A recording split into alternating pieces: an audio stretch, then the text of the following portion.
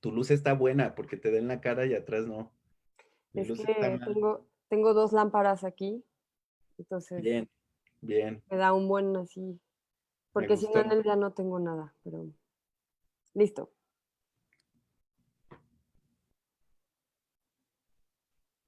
Hola, buenas noches. Bienvenidas y bienvenidos a todas las personas que nos están sintonizando en esta actividad de preguntas y respuestas con el director del documental Mensaje Interrumpido, Jaime Fraire. Jaime, bienvenido. Muchas gracias por aceptar unirte acá a esta transmisión. Les platico que esta actividad es parte de las actividades paralelas que estamos teniendo en todo el programa de Mi Género Tour 2020, que inició este pasado jueves 10 de septiembre y que estará hasta el 4 de octubre en la plataforma Filmin Latino, donde pueden ver justamente el documental de Jaime, Mensaje Interrumpido.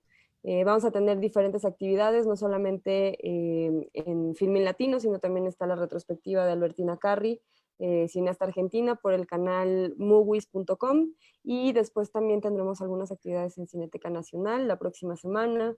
Tendremos proyecciones en el canal 14 de CPR, y después viajaremos al estado de Guerrero y algunos otros estados por confirmar. Así es que no son las únicas actividades que vamos a tener, sino que va a haber muchas plataformas por donde seguir el proyecto. Y bueno, esta iniciativa que tenemos de generar transmisiones de Facebook Live es como para seguir teniendo esta conexión y este diálogo entre los realizadores y las realizadoras de los documentales, de las ficciones, de los cortometrajes, de los largometrajes que tenemos en la programación y que se están exhibiendo a través de Filmin Latino. Así es que esperamos que puedan seguir esta transmisión hasta que se acabe. Y me gustaría empezarles platicando un poquito de quién es Jaime. Jaime es cofundador de Isla, productor y director de documentales sociales con ONU Mujeres, Wikimedia Foundation, Artículo 19, Oxfam y contenidos publicitarios. En el 2013 ganó el premio MTV Agentes de Cambio por un proyecto realizado con la organización de la sociedad civil Redefine México. Jaime, nuevamente gracias. Y bueno, pues esto es, como te platicaba fuera del aire, algo bastante relajado para platicar un poco y que le platique sobre todo a la gente que nos está sintonizando cómo es que se llega a hacer el documental, un poco de las experiencias, el contexto y bueno, también a quienes nos están sintonizando, comentarles que pueden ir dejando sus preguntas en los comentarios para que las vayamos leyendo y también Jaime pueda ir eh, contestándolas. Entonces a mí me gustaría empezar preguntándote en términos muy generales porque es digamos que la relación que ha tenido mi género con Mensaje Interrumpido no solamente viene de este año y no empezó en 2020, sino empezó por ahí de abril, mayo de 2019, donde estábamos justamente hablando con Artículo 19, que es una de las productoras del documental. Y bueno, para quienes no conozcan Artículo 19 es una organización internacional que se dedica a la defensa del ejercicio periodístico y de los periodistas. Tiene sede en México y en Centroamérica y desde hace algunos años tenemos proyectos en conjunto o actividades en conjunto con Mi Género. Y bueno, en este tenor estábamos como viendo qué íbamos a hacer para el 2019. Juan Vázquez, que es el oficial de comunicación de Artículo 19, nos platicó que tenían este proyecto en puerta y que estaría increíble que pudiéramos exhibirlo. Pero bueno, esto de hacer documentales y hacer películas en México y creo que en cualquier parte del mundo es un proceso tardado y sobre todo en un trabajo coral como el que estaba haciendo Jaime, y finalmente no se llegó a terminar el proyecto para 2019. Hicimos algunas actividades como, digamos, en torno al documental, pero finalmente ahora me da mucho gusto que pueda estar en la programación, que estemos haciendo actividades.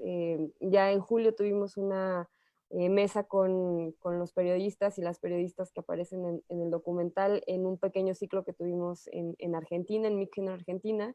Entonces, la verdad es que a mí me da mucho gusto que sigamos teniendo estas actividades porque finalmente Mensaje Interrumpido me parece un material audiovisual muy potente, un documental que es necesario en estos tiempos y que definitivamente era importante también tener en la programación de mi género en este año. Y una cosa que me gusta es que finalmente este documental tiene esta, digamos, distribución de la participación de hombres y de mujeres en las experiencias, y me parece que eso es importante, que se incluyan las voces de las mujeres en cómo ejercen el periodismo y qué es lo que les toca y cuáles son las brechas que justamente se pasan a esta actividad, ¿no? Entonces, Jaime, me gustaría que nos platicaras un poquito más tu parte, cómo empezó cómo empezaron a conceptualizar artículo 19 y a ti en particular, qué era lo que más te interesaba. Muchas gracias otra vez por el espacio. Ya como mencionaste, ya nos tocó platicar en algunas otras ocasiones y pues bueno, nosotros felices de venir a compartir con ustedes siempre que nos inviten y también de regresar a Jalapa y a Guerrero, por ahí que el año pasado se hicieron como unos previews, ¿no? Un avance y todo esto, que no alcanzamos a llegar con el corte, pero bueno, ahorita ya está padre y sobre todo esto es algo que nos gusta de mi género, que tiene otras sedes y el chiste de este documental pues es llevarlo lo más cerca que se pueda a las personas, ¿no? Me gustaría hacer una introducción después del sonido de... Me gustaría hacer una introducción con un evento que se llevó a cabo hoy a las 6 de la tarde dentro del marco de las 100 horas de activismo, que fue donde Dalia Sosa hizo comentarios acerca de mensaje interrumpido y platicábamos fuera del aire que a mí se me hace súper importante este tipo de actividades porque era algo que nosotros teníamos pensado desde que empezamos a platicar mensaje interrumpido, ¿no? A tener esta parte de equidad de género y esta parte donde resaltamos el trabajo que hacen las periodistas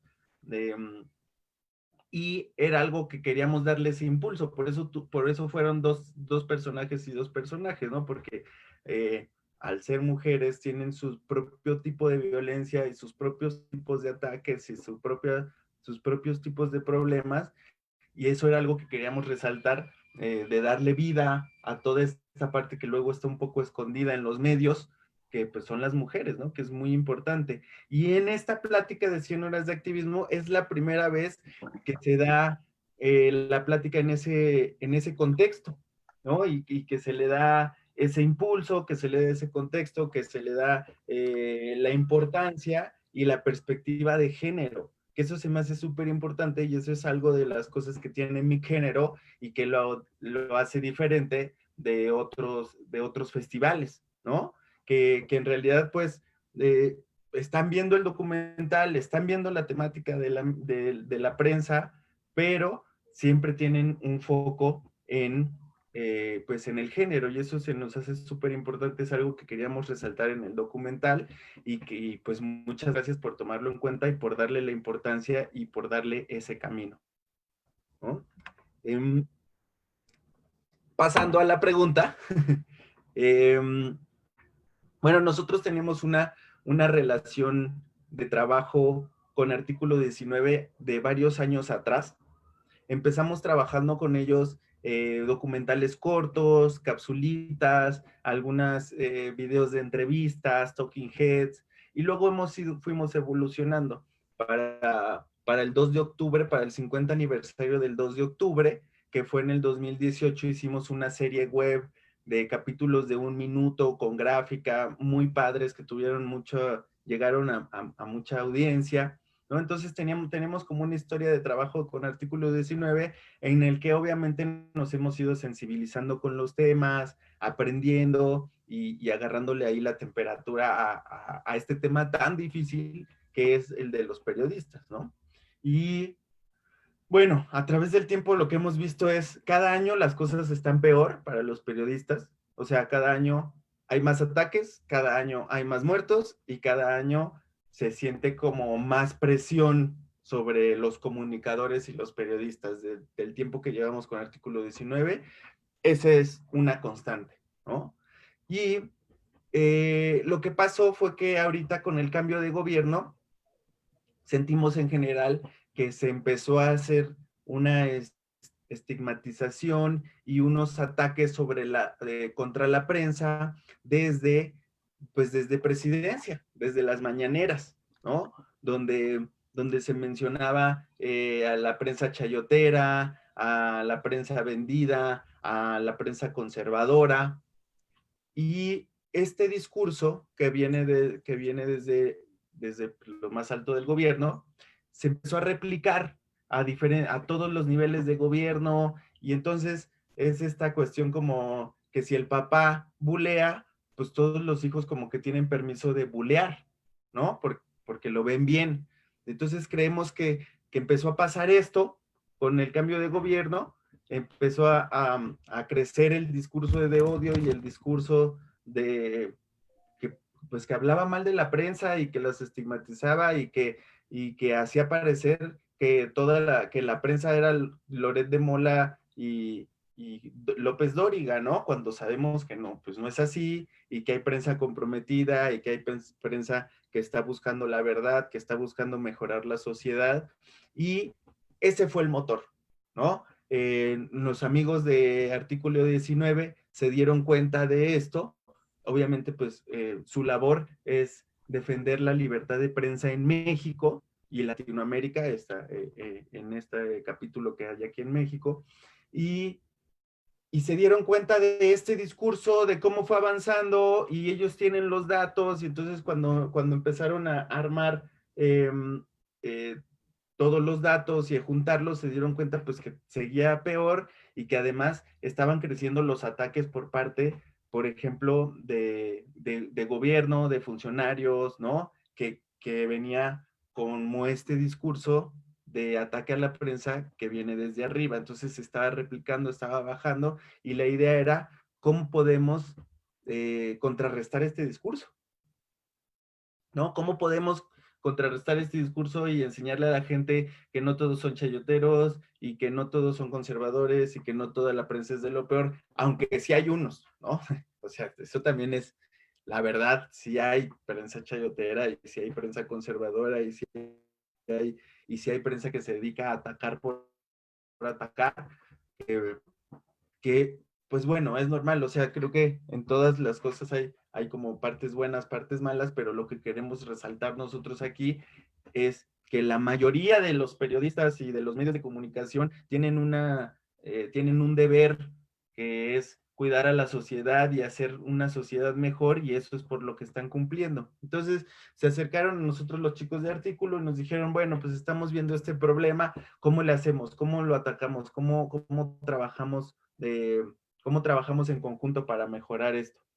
Y pues llegamos a la idea de hacer un documental, ¿no? Lo que nos dimos cuenta es que los productos pequeños, pues también se quedan en audiencias pequeñas, y también no tienes la posibilidad de desarrollar a los personajes y de llegar más a fondo. Y lo que necesitábamos ahora era, y lo que buscamos con este documental, era humanizar a los periodistas. Ese es el objetivo del documental, mostrar a los periodistas de carne y hueso, mostrarlos con sus sueños, sus miedos, su familia, sus amigos, sus enemigos, todos estos layers, todas estas capas que nos hacen como individuos a todos, ¿no?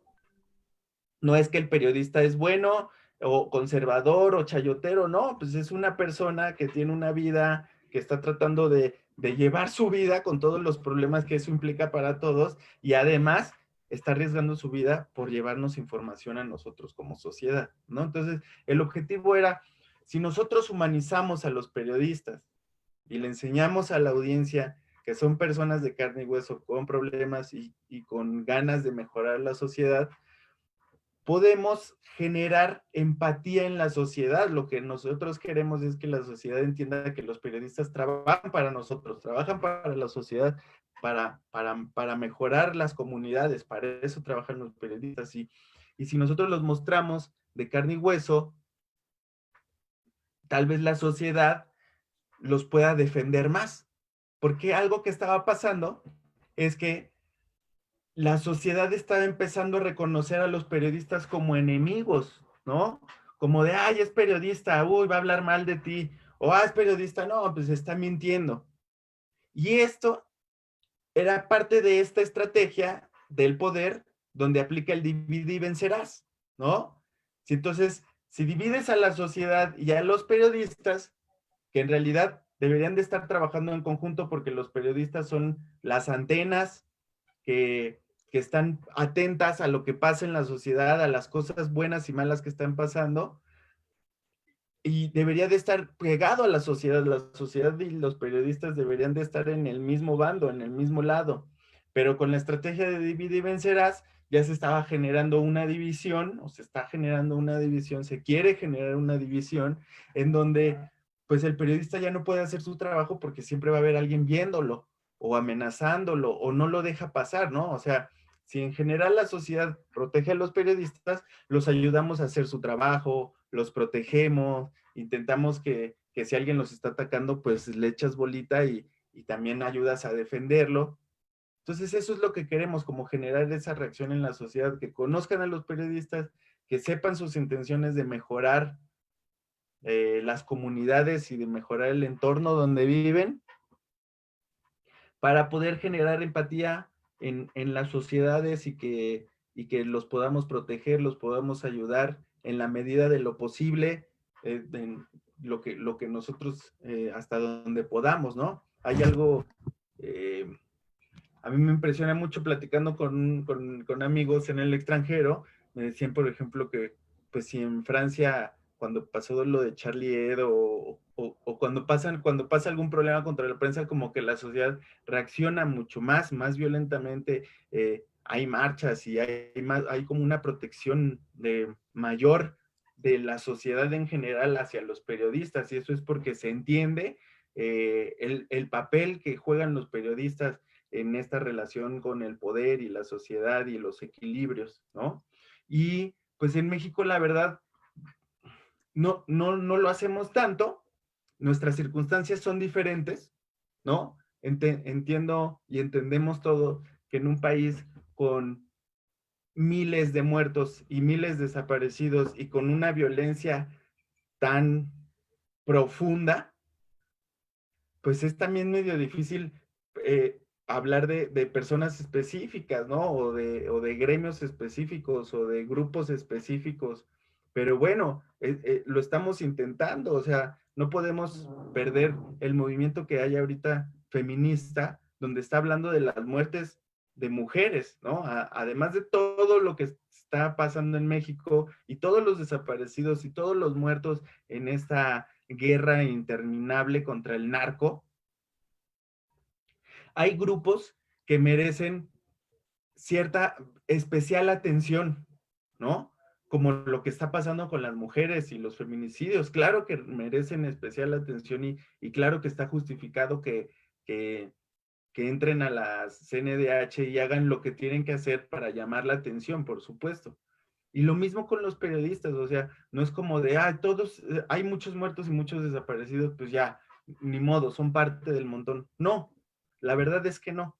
La verdad es que no, porque los periodistas están trabajando para señalar las cosas que están haciéndose mal, ¿no? Para señalar quién está haciendo mal las cosas, cómo lo está haciendo mal y a veces hasta quién se lo está permitiendo. Entonces, si desapareces a un periodista o callas la voz de un periodista, estás callando una voz crítica del poder y crítica de las fuerzas obscuras que se mueven en el país, ¿no? Entonces, por eso, pues es un silencio con mayor peso en este caso.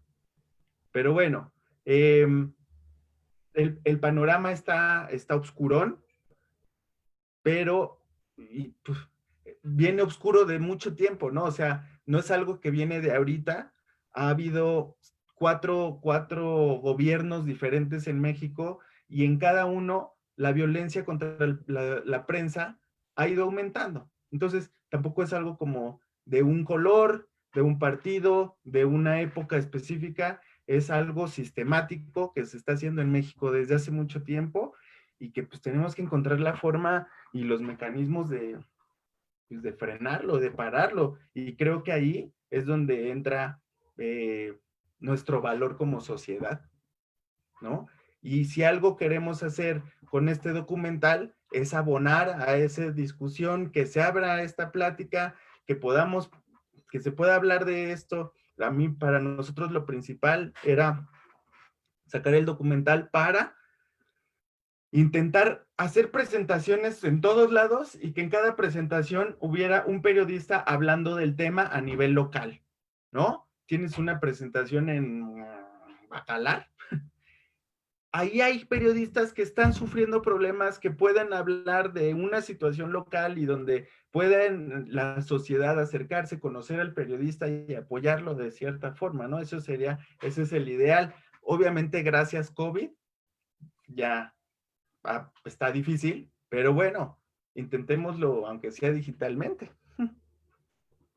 Sí, justamente es una de las virtudes que veíamos en el documental desde el inicio, la importancia de darle voz a esos periodistas que a lo mejor no tienen el alto perfil de periodistas que aparecen en medios pues más nacionales y que tienen mayor alcance, pero que la labor que hacen es importantísima en cada una de las ciudades, al menos cuando nos vamos a los 4 casos, pues en sus ciudades fueron personas que al ser periodistas contribuyen a esta ¿cómo decir? O sea, a seguir dándoles el derecho a las personas de tener información, ¿no? Y de, sobre todo, mantener ese contacto entre lo que está pasando y lo que la gente está viviendo. Que a veces justamente parece que uno vive en una burbuja si no se entera por alguna noticia. Y justo cuando hay estos ataques a la prensa, cuando hay ataques y privaciones de libertad a los periodistas que se atrevieron a mencionar algo que incomoda a los, como dices, a los gobernantes y a quien está ejerciendo el poder, pues, o a grupos que mueven también ciertos, sí, intereses oscuros, incomodan, son privados de la libertad y de alguna manera lanzan el mensaje a la sociedad. Si ellos que tienen este canal para hablar no pueden hablar, digamos, si como periodistas tienes esa digamos, pues sí, como protección al ser un medio, si eres una sola persona que intenta alzar la voz, pues te puede ir mucho peor. Y creo que ese ejercicio de coerción y de ejercer el miedo hacia la sociedad es, pues es lo que justamente nos ha llevado a tener estos niveles de violencia y de inactividad de la sociedad también. O sea, finalmente yo creo que como dices, este plan de divide y vencerás ha ayudado mucho a que como sociedad a veces no tomemos cartas en el asunto de cualquier tema, ¿no? O sea, puede ser con temas de violencia que tienen que ver con el narcotráfico, con inseguridad en general o en específico, en nuestro caso, las mujeres, por exigir seguridad, eh, pues pasa, ¿no? Pasa, pero finalmente creo que el tener este documental donde justamente le das la voz a estas y a estos periodistas, pues hacen que de alguna manera también, como dices, los deje uno de ver como un número más de la estadística, ¿no? Y creo que encontrar ese puente entre uno como parte de la sociedad y quienes están informándonos y ejerciendo la labor periodística, pues es sumamente importante porque crear esa empatía creo que es lo que nos hace falta para volver a tener el poder que como sociedad y como colectivo podemos tener. De acuerdísimo, de acuerdísimo. Y esto que mencionas lo dice por ahí Flor en el documental, ¿no? O sea, el atacar a los periodistas, además pues, de que estás atacando una vida humana, tiene un mensaje muy claro que es, no te metas con esto porque, o sea, yo sé que lo estoy haciendo mal, pero pues, tú no te puedes meter, tú no puedes señalarme, ¿no? Tú no. Y atacar a los periodistas de alto perfil, como Javier Valdés o como Miroslava, trae ese doble mensaje de si ellos que tienen que son de alto perfil, que son conocidos, que tienen medios y que hay ojos internacionales viéndolos, yo los puedo matar, pues imagínate lo que puedo hacer contigo, ¿no? O sea, son mensajes de miedo y son mensajes que buscan callar voces. Ese es el chiste, ¿no? Y es súper difícil porque pues son mensajes que sí están llegando. Al final de cuentas, en nuestro documental, pues 2 de 4 voces se callaron, ¿no? O sea, que es importante ponerlo enfrente, que al final de cuentas no queríamos hacer un documental muy oscuro, ¿no? En este tema, con tanta violencia y tantas muertes y tanta destrucción, se pudo haber hecho algo súper oscuro y mucho más violento y mucho más gore, pero nosotros no queríamos hacer eso para que, para que también la gente lo pudiera absorber más y entendiera un poco más y no sintiera como esto de, ay, pobres periodistas, siempre les pasa lo peor, ¿no? Pero, pues sí pasa. O sea, el problema es que sí está feo, que sí está mucho más feo de lo que enseñamos, ¿no? O sea, intentamos ahí darle forma para que no estuviera tan oscuro, pero pues aún así, o sea, nuestros personajes sufrieron bastante, ¿no? Y aprovecho para platicarte un poco de la idea que teníamos al hacer mensaje como en el concepto, ¿no? Antes de bajarla a personajes específicos, una de las ideas que teníamos era este documental es un mapa de lo que está pasando en el periodismo en México en este año, en este momento de la historia de México, ¿no? Y para que sea un mapa, bueno, necesitamos meterlo en diferentes locaciones. Primero, ¿no?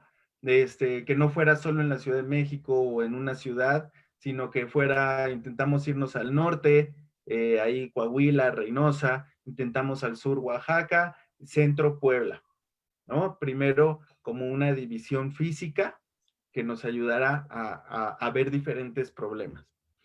Además de la división como por regiones, también queríamos hablar de diferentes tipos de agresiones y diferentes niveles de violencia, ¿no? O sea, los periodistas enfrentan desde la agresión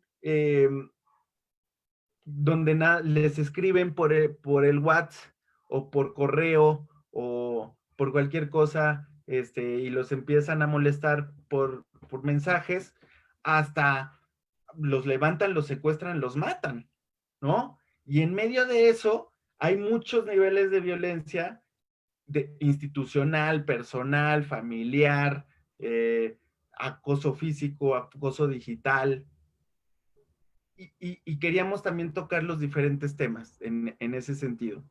Y también diferentes tipos de violencia. No es lo mismo que te pongan en un mensajito, deja de estar escribiendo de eso, a te voy a matar, o sé dónde vives, ¿no? O sea, dentro de cada tipo de agresión también hay diferentes niveles de violencia. Entonces, esas eran las 3 variables sobre las que trabajamos para hacer este documental. Una variable física, regional, de tipos de agresiones y de niveles de violencia, ¿no? Con estas variables intentamos darle diferentes grados al negro, ¿no?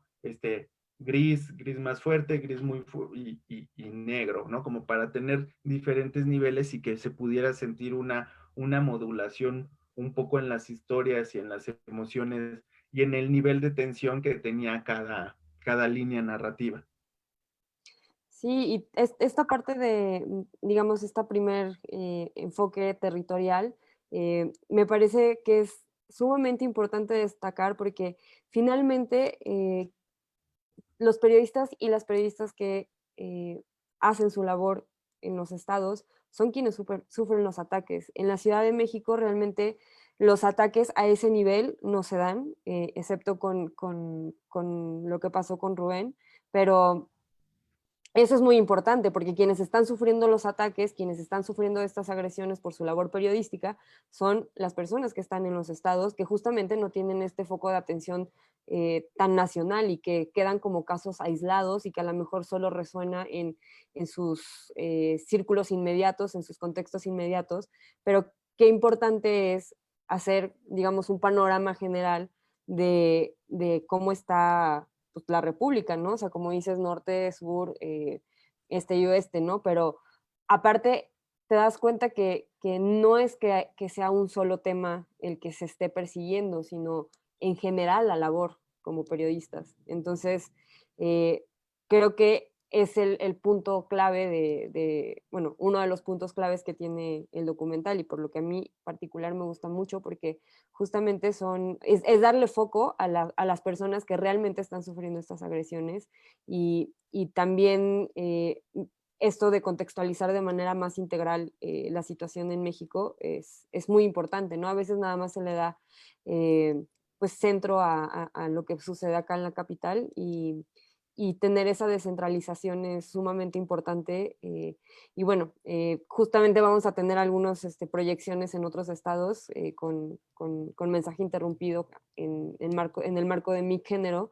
Y es el objetivo también, ¿no? O sea, como llevar el documental a que más personas lo vean y que justamente cumpla esto que dices, ¿no? El poder empatizar con ellos. Claro, era súper importante para nosotros hacer eso. Una de las primeras cosas que dijimos es eh, periodistas de perfil bajo, ¿no? O sea, es cierto que hacer este tipo de documentales o hacer reportajes sobre un periodista le ayuda a subir el nivel, como el nivel de que lo conozcan más personas, y eso en periodismo muchas veces pues te da mayor seguridad, ¿no? Entonces era importante para nosotros tener periodistas de perfil bajo que pudiéramos ayudar también con el puro hecho de hacer el documental a subir un poco su nivel y que les ayudara como de referencia o para negociar o como algo de seguridad, ¿no? Es lo que dices de la burbuja la burbuja de seguridad que hay en la Ciudad de México, pues también lo tomamos en cuenta, o sea, obviamente para nosotros era más fácil pues conseguir periodistas aquí, pero no tenían como ese nivel de violencia o que han sufrido los periodistas del interior de la República, ¿no? Y también hay algo importante que es la precarización del trabajo en el interior de la República. O sea, es súper, súper difícil. Hay compañeros periodistas que venden a 30 pesos la nota, ¿no? O sea, es una locura del nivel que hay en el interior del país, los pocos medios que existen, los pocos medios que hay trabajan muy de la mano con el gobierno, entonces es muy difícil tener como periodismo independiente, periodismo de investigación, periodismo de profundidad, ¿no? Y eso era algo que queríamos que resaltara y que tomáramos al agarrar a los periodistas del interior de la República. Y allí, pues, casos fuertes dentro del documental. Uno, el primero, en este caso, en este sentido, fue Flor. Flor era corresponsal de Newsweek en Oaxaca. Cuando empezamos el documental, ella seguía trabajando y a mitad del documental, pues nos dice que tomó la decisión de dejar de ser periodista, ¿no?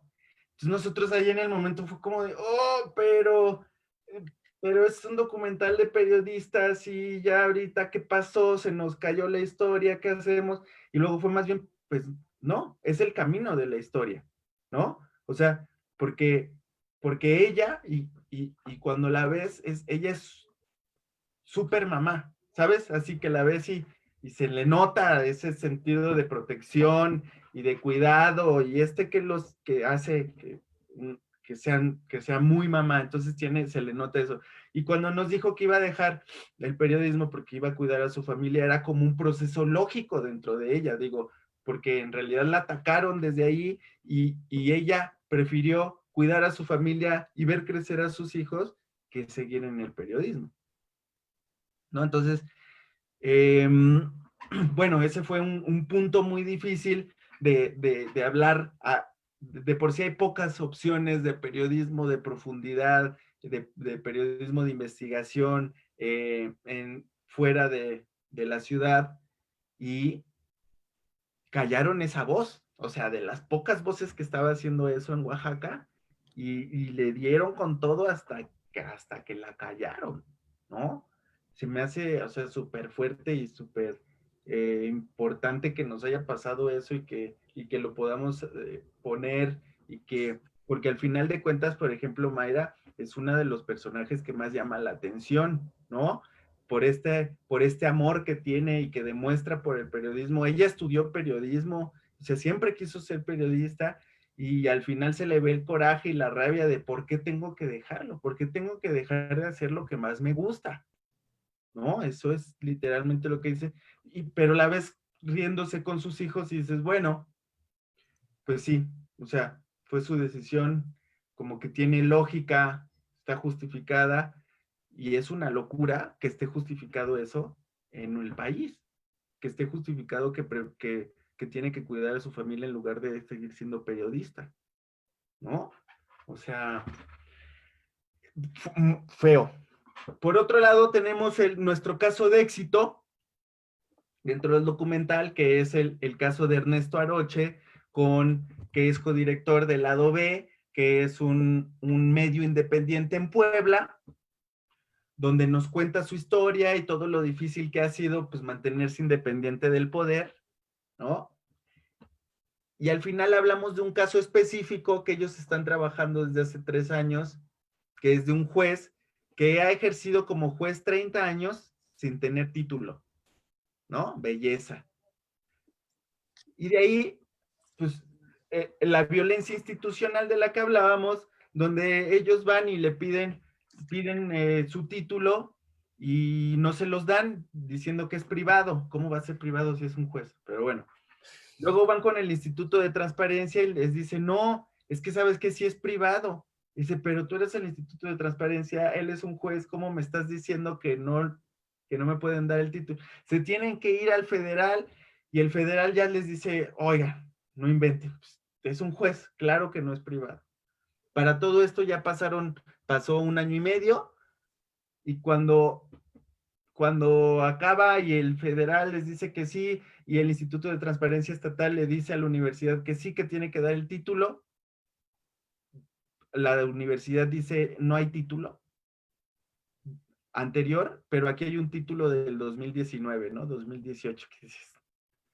Así que hicieron tiempo para sacarlo, ¿no? Bueno, el juez ya está destituido.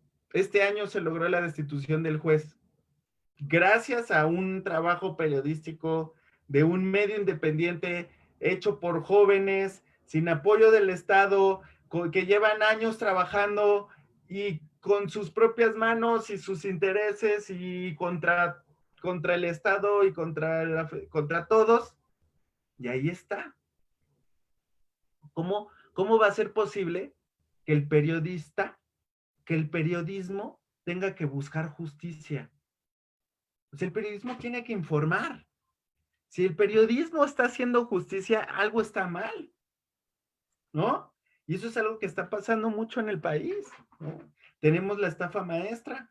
Si no sale la estafa maestra, entonces, ¿qué? O sea, todos hubieran seguido robando sin que hubiera habido ningún responsable, aunque o sea, todos los documentos que se vieron en la estafa maestra son públicos y los hizo la Auditoría Superior de la Federación, pero si no llega una investigación, no le ponen atención y todos dicen, pues estaban robando normal como siempre. ¿No? Es una locura lo que está pasando en el país. Pero bueno, creo que ya, quién sabe ya en dónde, qué contesté ni nada, ¿verdad? Creo que igual ya es momento de ver si hay alguna pregunta por ahí. No, bueno, es que justamente nos lleva a 20,000 temas el tema de la libertad de expresión y los ataques a los periodistas y la importancia de los periodistas. Tenemos 2 comentarios, no son preguntas. Amílcar Venegas dice, qué maravilloso, saludos a los organizadores, panelistas, asistentes, todos. Y Jessica Cano dice, John Lee Anderson dice que los periodistas son los guardianes de la democracia, y es verdad.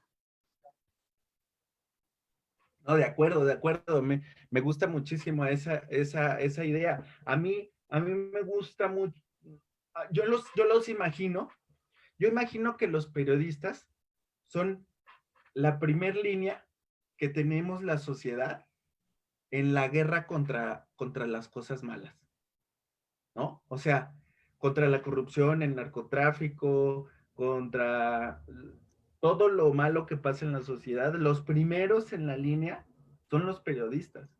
Y entonces, con base en eso, deberíamos de revalorarlos, de protegerlos y de generar mecanismos que los ayuden, ¿no? Ahorita el mecanismo eh, para cuidar a las personas ¿De defensoras de protección? derechos humanos y a los periodistas, es una burla, no lo digo yo, lo dicen todos los periodistas que están dentro del mecanismo, o sea, de entrada, ¿cuántos periodistas ha habido que matan estando dentro del mecanismo?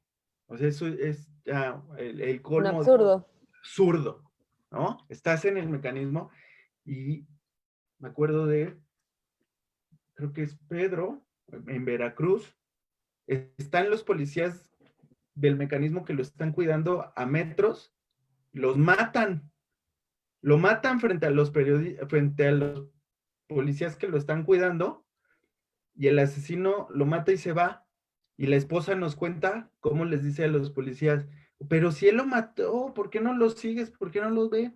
Y los otros dicen, no, pues es que nosotros tenemos que quedarnos aquí.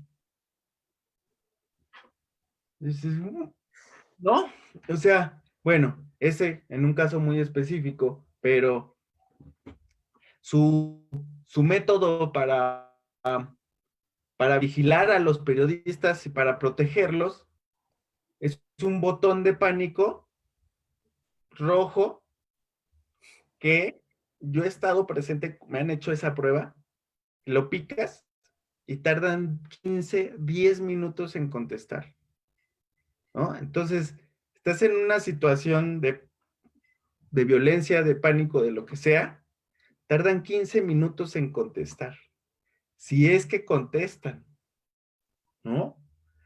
¿Por qué? Porque esto es un outsourcing, o sea, lo del botón y la compañía de seguridad es una compañía externa que no tiene ni sensibilidad, ni el equipo, ni la gente para llevar a cabo algo así tan importante, o sea, para llevar a cabo una tarea tan importante como proteger a los periodistas. Nos ha pasado ahorita con Mayra, que Mayra no pudo regresar a su vida. Mayra, una de los protagonistas del documental, no pudo regresar a su vida porque, pues, o sea, ya no puede regresar a su estado, su vida corre peligro, la persona que la atacó ahorita sigue en el poder y es el presidente municipal y tiene todas las herramientas para hacerle daño otra vez. Entonces lleva viviendo en el mecanismo pues un año, año y medio, y no, bueno, le llevan de despensa como una vez al mes 2 tomates y 4 papas, eh, se le acaba el gas, no le vuelven a llevar gas en meses, está sin internet, eh, la mandan a apoyos físicos o psicológicos y no tiene ni un peso para ir no tiene para la combi, para poder ir Y, y esto se repite, o sea, con los periodistas que hemos platicado que están dentro del mecanismo, se repite esta serie de problemas, en cada paso es un problema, no hay seguridad, no se les otorga seguridad y además pues hay varios que han matado mientras son parte del mecanismo, ¿no? Entonces, es, pasa mucho en México que tenemos muchos mecanismos y leyes de avanzada internacional que están súper padres en el papel, ¿no? Y entonces tenemos mecanismos y gente y, ¿no? Tenemos el Sistema Nacional Anticorrupción sin cabeza desde hace un año, 2 años, o sea, y entonces siempre en el papel somos un país que pues ahí está queriendo entrar en el primer mundo, cuando vemos la realidad y en la realidad somos el país con más periodistas asesinados después de Siria, después de un país que está en guerra y pues es una locura, ¿no? Que nada de lo que vemos por escrito, en realidad lo estamos viendo, lo están sintiendo los periodistas o está funcionando de algo. La verdad es que no está pasando así y, y, y es un problema sistémico, es un problema del gobierno, es un problema que en realidad pareciera que es de estas cosas que el gobierno no quiere corregir porque es como ayudarle a su enemigo, ¿no? El gobierno ve a los periodistas como enemigos porque el periodista es el que está investigando qué compras se hicieron mal, qué compras se hicieron bien y cuántos por adjudicación directa y quién es BlackRock, ¿no? O sea, y, y por eso es como de firmo este tratado donde dice que voy a hacer esto, pero pues lo hago lo peor posible porque yo quiero que tú estés mal y quiero que te vaya mal y quiero que haya menos periodistas y, y pues hasta está funcionando, ¿no? Porque no me acuerdo por ahí, leí en alguna gráfica y así, la cantidad de personas que están estudiando periodismo en comparación con hace algunos años y es mucho menos de la mitad. Claro que si todo el tiempo se estés escuchando que están matando periodistas y que todo lo mal que va y pues tampoco es algo que te motive a buscar una vida, pues equilibrada y así y tranquila si vas a ser periodista, ¿no? Tuvimos una plática con unos chicos con el Festival Internacional con el Festival de Monterrey, tuvimos una plática con chicos que estaban estudiando en la universidad y después de platicar con nosotros, con los periodistas y todo, me quedé con esta idea de qué panorama tan oscuro les pintamos, ¿no? O sea, súper mal, porque les dijimos toda la verdad. Y entonces veías a los chavos así como de, mejor no le hubiera entrado, ¿no? Y la verdad se me fue la onda y no le puse como un tema, la palomita del final, ¿no? Que la palomita del final y el tema motivacional que debemos de tener es que no nos vamos a dejar. O sea, porque al final de cuentas, ¿no? Las fuerzas obscuras son las que están atacando y están deshaciéndose de los periodistas y somos el segundo país también donde más matan a defensores de tierra, territorio y medio ambiente, ¿no? O sea, se nota contra quién están peleando, o sea, se nota a quiénes están eliminando, ¿no? Específicamente a periodistas, a estas personas que se dedican a señalar a todas las mineras y a todos los que están talando. Entonces, son asesinatos muy claves, muy específicos, ¿no?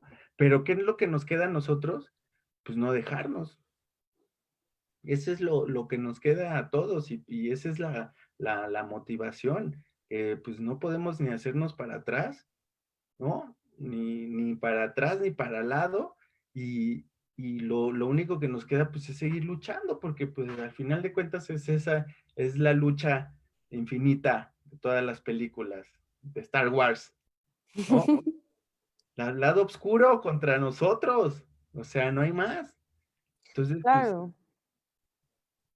Sí, finalmente, como dices, a lo mejor puede parecer un panorama bastante desalentador y oscuro y peligroso, pero bueno, también qué importancia es que sigan existiendo periodistas comprometidos con ética profesional en la labor periodística de ejercer esto que es importantísimo, porque recuerdo que creo que fue en la presentación cuando presentaban el documental, en la charla que tuvieron Mayra, Flor, Ernesto y Jesús con ustedes, contigo y con Juan. Recuerdo que Mayra decía que a ella lo que no sé si fue Mayra o fue Flor, pero una de ellas decía que una de las cosas importantísimas era que, y por lo que ella seguía comprometida con el periodismo, es porque sabe que la libertad, bueno, como periodistas tienen el chance de ser o asegurar un derecho que es llave, un derecho llave a los derechos humanos, ¿no? ¿Por qué? Porque le abre la posibilidad a que existan y convivan otros derechos que también pues deberían de ser permanentes y deberían estar garantizados y deberíamos de tenerlos y ejercerlos todos libremente, que sin embargo vemos que no sucede así. Y cuando callas las voces de los periodistas, pues justamente estás callando esa posibilidad de que a través de su labor sigamos teniendo libertad, no solamente de expresión, otras libertades, ¿no? Y esto que mencionas de que México es uno de los países que tiene más agresiones a periodistas y que no solamente a periodistas, sino a defensores de derechos humanos, y cómo, digamos, hay un doble discurso por parte del poder, que por un lado firma todos los tratados internacionales y por un lado firma como mecanismos, y por el otro lado sabemos cómo hay una ay, se me fue la palabra, pues sí, o sea, hacen quedar mal a la prensa, y de alguna manera los descalifican, las descalifican, y se genera este ambiente tan tóxico que es, y hablábamos hace unos días justo con Marta Tudón de Artículo 19 y con Valeria Durán, que también es periodista, en unos diálogos que estamos haciendo justo en el contexto de mi género y en esto de género y confinamiento, y hablábamos de las fake news y el proceso de la desinformación, ¿no? Y cómo el ocupar a lo mejor fake news no es no a lo mejor, ocupar fake news no es el término correcto que deberíamos de estar ocupando, sino deberíamos de estar ocupando la desinformación que está generando el gobierno, y que quienes tienen la responsabilidad y la obligación de ser claros, oportunos, y o sea, darnos información verídica, ¿no? Y que estamos dándonos cuenta que finalmente cuando hay un medio crítico que intenta hacer un contrapeso o plantear una situación que incomoda al poder, pues se dice que es un chayotero, ¿no? Se dice que son fake news y que todo lo están inventando. Entonces, parece que no se le puede criticar nada al gobierno porque finalmente todo desemboca en, pues son noticias falsas. ¿Y qué daño nos está causando este discurso? Que aparte se repite todos los días, absolutamente todos los días. Tengo otros datos, ¿no? Sí. Sí, sí, sí. Y bueno, y al final de cuentas, pues por eso tiene más valor como organizaciones como Artículo 19 y como muchas otras que están trabajando por la defensa de la libertad de expresión en México y de los periodistas, ¿no? Pues la semana pasada mataron a otro dueño de un medio, fuera, en el interior de la República, que también era algo que platicábamos, ¿no? Como pues parece que, o sea, si aquí es un problema y hay inseguridad en el interior, es tierra salvaje, ¿no? En el interior de la República, ahí sí, o sea, los matan por nada. Y pues todo esto sigue subiendo, mientras en el informe por ahí se dijo que ya no había violaciones de derechos humanos, ni asesinatos, ni masacres, ni cosas así, dices, bueno, me gustaría vivir donde vive ese señor, ¿no? Porque pues parece que está más padre que donde yo estoy viviendo. Pero O bueno, con ganas de decirle, yo tengo otros datos también, ¿no? ya siempre aplica. Yo tengo otros datos, ¿no? Pero bueno, la verdad es que muchas gracias por los espacios como estos. A mí me gusta mucho cuando estamos hablando con los periodistas, que era algo que les decía a los chicos de la universidad, que estaban frente a unos periodistas que es muy difícil llegar a hablar con ellos, ¿no? Es difícil llegar a tener contacto de un periodista de carne y hueso y que lo puedan ver y que le puedan preguntar cosas a ellos. Y pues eso me gusta mucho la idea de que las personas los conozcan de forma más directa.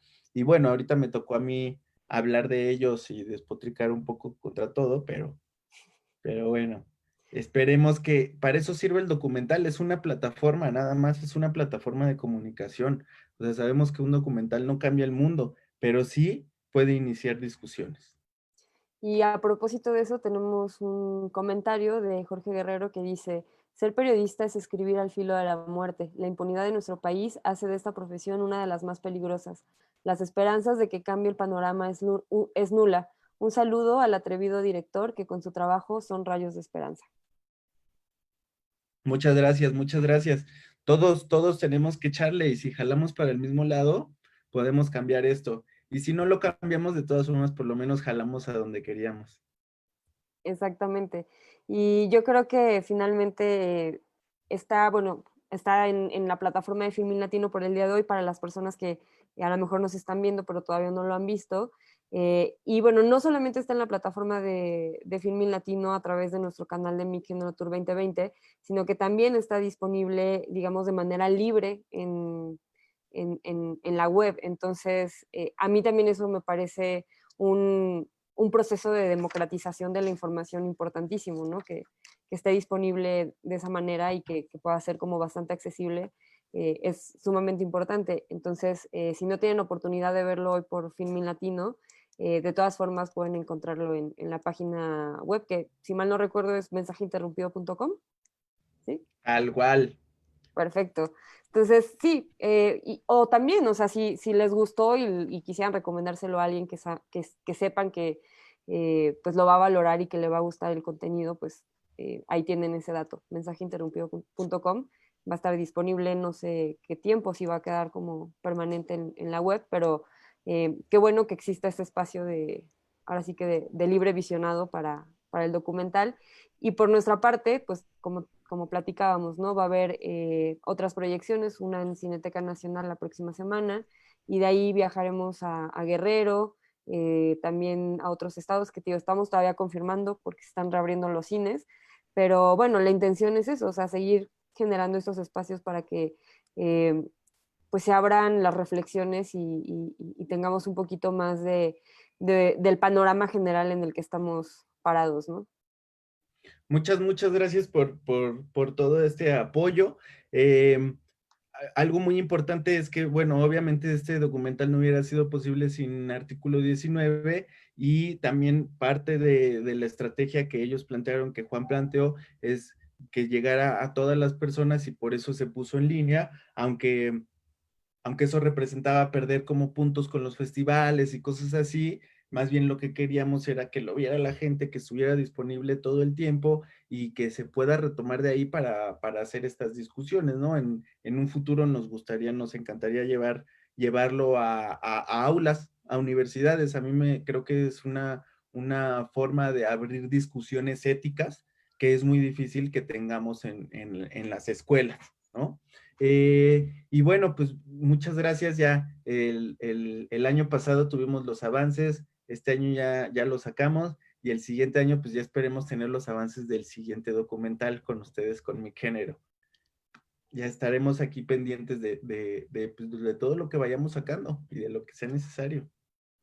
Buenísimo eso de tener otra vez material de ustedes, estaría genial y justamente a veces es importante que haya como este ciclo de continuidad con los proyectos, porque se van generando diferentes dinámicas como más fortalecidas y mucho más potentes, ¿no? Entonces, sí, estaría genial si pudiéramos tener nuevamente algo de ustedes, porque pues esta colaboración ha sido, pues te digo, no solamente de ahorita, sino lleva varios años y yo creo que justo se han abierto como estos espacios para platicar, que a veces nos hace falta mucho que exista ese espacio cívico, ¿no? El fortalecimiento del espacio cívico es súper importante en estos tiempos donde los panoramas se ven bastante negros por todo, Está, por donde le mires, ¿no? Entre la pandemia y la crisis económica y sí, todas las vejaciones que hay. Pero bueno,